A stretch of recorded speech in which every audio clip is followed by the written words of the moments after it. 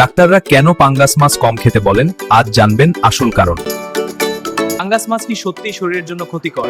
অনেকেই প্রতিদিন খাচ্ছেন, কিন্তু এর 10টা ক্ষতিকর দিক জানলে আপনি কি জানেন পাঙ্গাস মাছ নিয়ে এমন কিছু সত্য আছে যা অনেকেই জানেন না?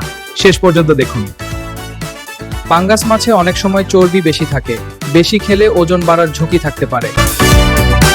কিছু খামারে মাছ দ্রুত বড় করার জন্য বিভিন্ন ধরনের ফিড ব্যবহার করা হয়, যা মাছের গুণগত মান কমাতে পারে। যদি পুকুরের পানি পরিষ্কার না থাকে, তাহলে মাছের শরীরে ক্ষতিকর ব্যাকটেরিয়া থাকতে পারে। কিছু মানুষের ক্ষেত্রে পাঙ্গাস মাছ খেলে অ্যালার্জি বা চুলকানি হতে পারে। পাঙ্গাস মাছ সাধারণত ভেজে খাওয়া হয়, বেশি তেলে ভাজা খাবার শরীরের জন্য ভালো নয়। কিছু মানুষের ক্ষেত্রে বেশি পাঙ্গাস খেলে হজমে সমস্যা হতে পারে।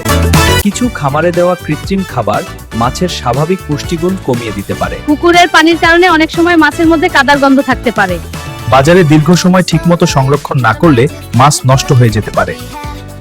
একই ধরনের মাছ প্রতিদিন না খেয়ে বিভিন্ন মাছ খাওয়া স্বাস্থ্যকর। আপনি কি নিয়মিত পাঙ্গাস মাছ খান? কমেন্টে আপনার মতামত লিখে জানান। ভিডিওটি ভালো লাগলে লাইক ও শেয়ার করতে ভুলবেন না।